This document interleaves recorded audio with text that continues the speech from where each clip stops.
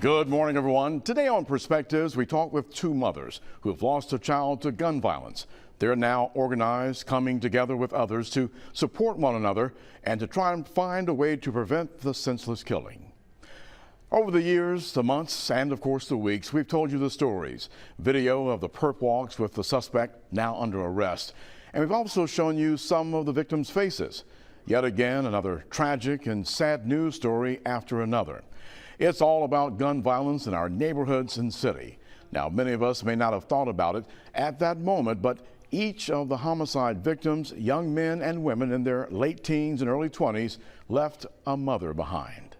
Left behind to pick up the shattered pieces after getting word that their child was a victim of gun violence and would now only be a memory from that point on. Only a mother who has experienced the sudden loss of a child in this violent way could tell you what it's like to feel that kind of unexpected pain. Now, one of those mothers lost her 16-year-old son to gun violence in September of 2021 near Figures Park in Tolmanville in Mobile. She says her world was suddenly turned upside down. She was at her lowest point ever in her life. After finding a way, though, to pick herself up, this mother decided to do more than just grieve. She put her concerned citizen hat on and began organizing a group to help all mothers who've lost a child to gun violence. Our guest today on Perspectives, Nija Hill. She is an activist and founder of Mothers Involved Against Gun Violence. And also here with us today, Cassandra Rogers. She's an active member of the organization who's also lost a child. So, how do we end gun violence in our neighborhoods and our city? Can mothers who've lost their child help change a mindset? Today on Perspectives, we hear from Mothers Involved Against Gun Violence. We'll be right back after this message.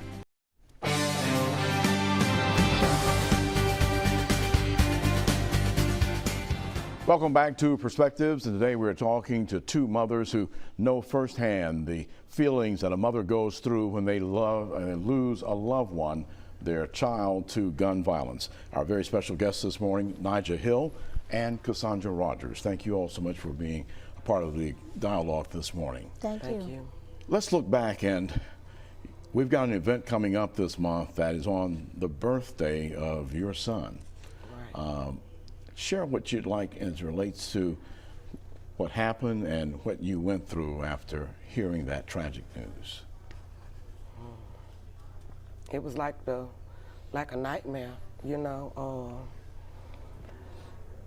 I received a call, and before I could even get there, someone had already shared him lifeless, laying in the streets of my other kids. And so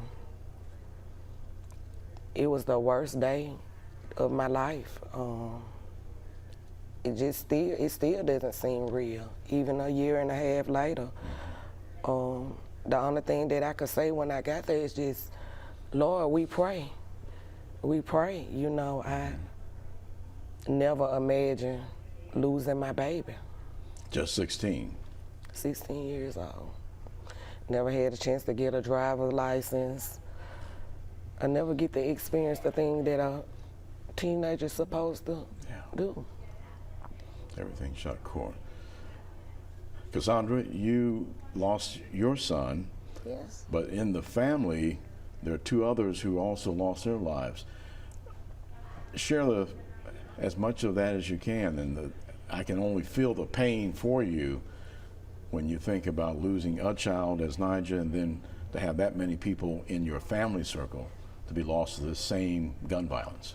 I lost my stepson 2009, and months later I lost my cousin Cindy. It was devastating because I never recovered trying to heal from them two. And 10 months later, Derek was gunned down in broad daylight at a playground. So me and my family, we done had it back to back, this gun violence. And we just pray that other mothers won't have to walk in our shoes, that these children will get to realize to value life again. You know, when I was a teenager, I lost a neighbor two doors down, a guy that I used to play with basketball and other games in the street. And in an accident, his older cousin, they were playing with a gun, looking at a gun, and it was a rifle. The rifle went off and it killed my friend, who I think he was probably 8th or 9th grade at that time. And I can remember, you know, it was a pain I felt losing a friend like that close, but what's it like as a mother? I mean, I can only imagine. You have gave birth to this child, you went through those 9 months, and then of course all of the other things that you go through in raising a child and get them to a certain age, and then to suddenly, unexpectedly lose them like that. What does a mother feel? It's the worst feeling that you'll ever experience in a lifetime. It's the worst pain. It's not imaginable unless you have experienced it. It's the worst thing that I've ever had to endure. Not being able to see my baby again, ever, and somebody can take my child's life just in a blink of an eye. It's a pain, it's not describable. Right. Cassandra? Like Nigel said, it's something that we want any mother to experience. Wake up every day knowing that what God give you, that someone decide that that person's life is not worth living. Like Nigel said, I didn't never expect my baby to leave me. How old was he? Dad was 26. 26. It was one Sunday morning. He was at my mother's house. I went to church and came home and cooked dinner. And my mom called and we talked about the incident that happened before. And she said he left, but I told him not to go anywhere. And maybe hours later, my baby called me and said somebody just shot Darius. And like Nigel said, it's something that we'll never get over. We just learn to live with it.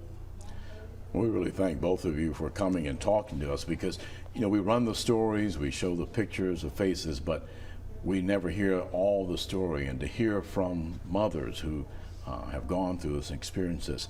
So, Nigel, this led to you deciding to do more than just grieving. You decided that there needs to be a group of mothers helping each other, but at the same time speaking out and doing something about this. How did you get to that step, from that point of being so low to being able to make that next step? I mean, I'm looking at what's going around us every day. I mean, you have people when you lose your child, but you end up by yourself in the end. So it was important to me to let other people know that, hey, we can come together. We can get through this together. We can fight against losing our children. So it was important to bring ladies, mothers, our communities together. And that's the fight for mothers involved, to get people to unite, to stand as one, for we can face what's going on together. It's something that's going on that needs to be addressed. And if we come together, we can change it. I have faith you can change anything. That's definitely the stand that you have to take. Cassandra, what attracted you to working with Nigel? Because you, of course, too, understood firsthand. Absolutely. I had started my organization and I wanted to do something for the community mother that don't have a support group. So when Nigel reached out to me, I was happy about it, because we do need to come together and hold each other's hands to carry their children 9 months, and we do understand what that means. And we need that support system. So I'm glad that she reached out to me, and I'm glad to come aboard. And in just a few short months, you've had a lot of mothers like Cassandra step up and say, yes, let's do something. Absolutely, absolutely. It's a lot of people hurting. We're losing our children. it's one thing to tell someone where I can only imagine how you feel, but when you have someone that knows how you feel, it makes all the difference in the world. So, I mean, at least 80% of the mothers that's involved, they have all experienced loss of their children. So this is an issue. This is a problem. And we got to do something about it, and not later, but now. You know, it touched me when I was reading some of the information that you all were sharing about the organization, and to hear it come from a mother. You know, it's more than just how we report it, how we show things, but to hear it from you all is just another step in the direction of hopefully igniting a community to say, we've got to do something about that. There are people, different groups speaking out. As you look at it, when we come back from that break, we're going to talk more about what it is you see that we need to be doing. But in the short period of time, you've got about, what, more than 50 people involved with you all. Absolutely. About 95. 95 now, so it's still growing. Absolutely. That's good. Absolutely. A sad reason, but good to see mothers coming together. We're going to take a quick break, and when we come back, we're going to talk more about some of the things that you all are scheduled to do here in the coming weeks, as well as what you see we need to be doing and what others need to do to be a part of the stand that you all are taking. Okay. Cassandra Rogers, Nigel Hill, we're talking with mothers involved against gun violence. More on Perspectives in just a moment.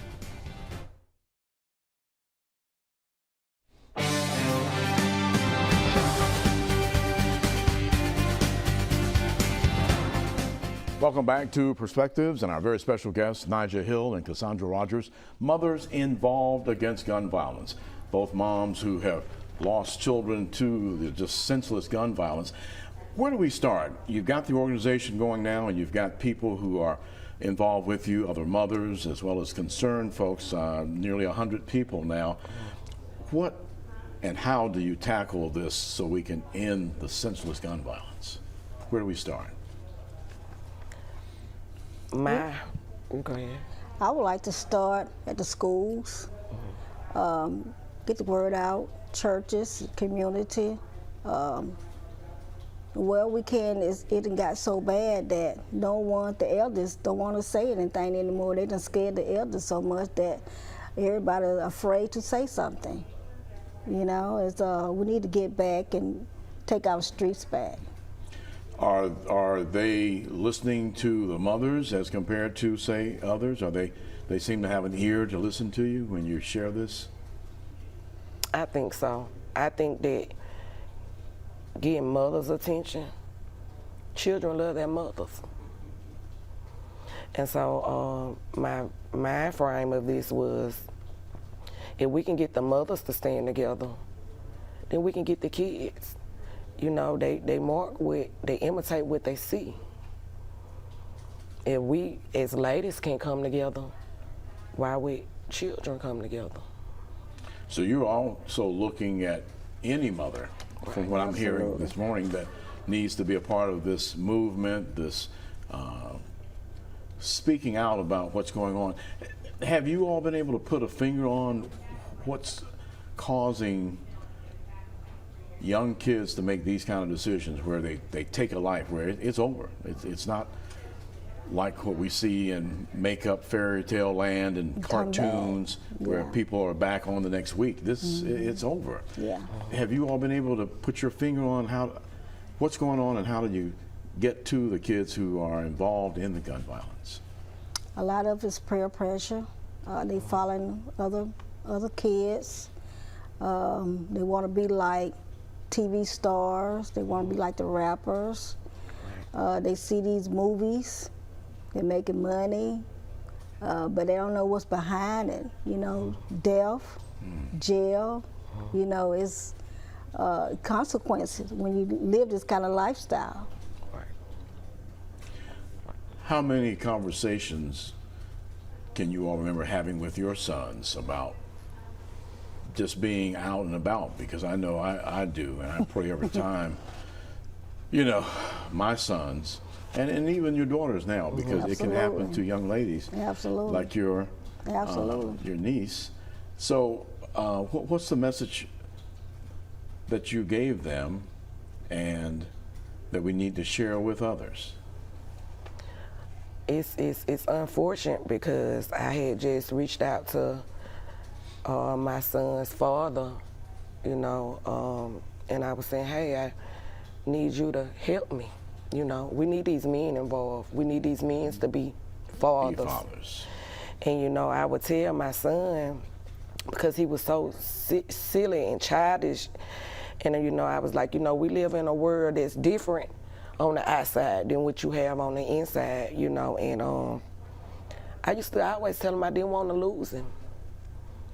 And, you know, I think about the night before, I was walking through the house as I was cutting on the lights, and I went into each bedroom of my children, and he was the last bedroom that I went into.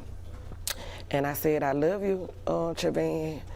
And as I was walking down the hall, he used to say, love you too, but as I was walking that night, he stopped me and he was like, Ma, and I was like, yes. And he was like, you love me? And I said, with every breath that I take, not knowing that would be the last time, but that was the only time that he had stopped me and asked me, hey, Ma, you love me? And I said, with every breath in me, you know. And I did. I always told him, you got to be careful out here. My son was just at the wrong place at the wrong time. Cassandra? Had you been, your son was 26, so I'm sure you had a lot of times with him to. Absolutely. I used to tell them, all my boys, all the time, be careful, and be careful who you hang with.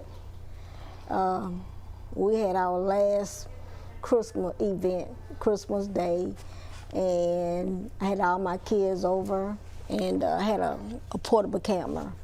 That's the first time we all be in one place at one time. And I told my daughter-in-law, will you take this picture of all of my kids us in the same place? And she said, yeah. And my baby said, you always taking pictures. And I said, I have to, because I never know what tomorrow gonna bring. Knowing that 5 days later that I was gonna see Darius on TV and gunned down, that I had to witness to go see his body be wrapped up in body bag. So I treasure. Never expected to see anything like that. So I tell people, you know, treasure every day. You learn how to take the good with the bad. And I was just telling my grandson, I used to tell my oldest son, why you so strict on his boys? And I was just telling Nigel, we got through talking to my oldest grandson, that I was proud of him not doing things out here that worried me. And he called me Mom. He said, Mama.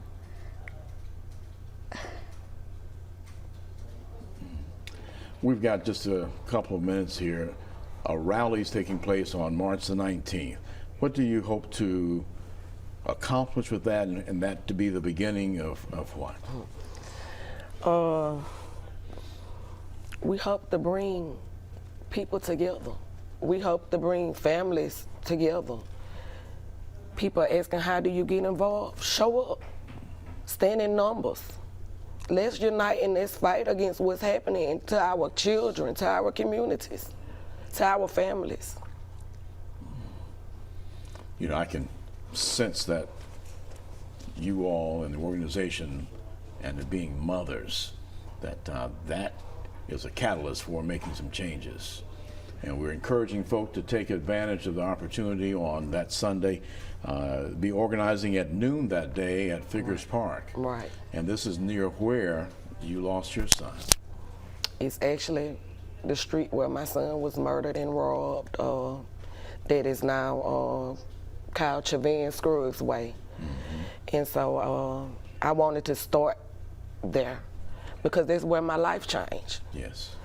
And so I'm excited about it. I'm excited about it standing together. I'm excited about change, you know. And so this will be the first of many stands against gun violence. Well, we are very proud of both of you, and we are here to support you in the organization and the cause, because it is definitely something we all need to be a part of to Absolutely. bring the change about.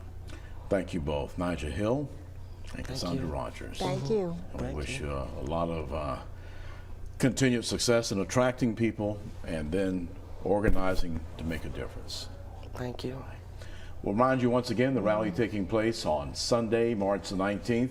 It starts at noon until 2. The rally will start, as mentioned by Nigel, at Michael Figures Park. 658 Downell Street and is also called. Chavan Scruggs Way. That's right. And then they'll be marching on to Clinton, to Wellworth, to Allison, and then back to the park, where the rally will be taking place following a memorial powder cannon activity and a picnic in the park as well. Boy, thank you so much for being a part of Perspectives today as we discuss issues, one that's very dear to all of us, seeking solutions. Remember now, you can find all of the episodes of Perspectives on fox10tv.com, the Fox 10 app, or on our YouTube page. And if you have any ideas or topics, just drop us a line there at Perspectives, fox10tv.com. I'm Eric Reynolds. Please support this organization and have a great week ahead.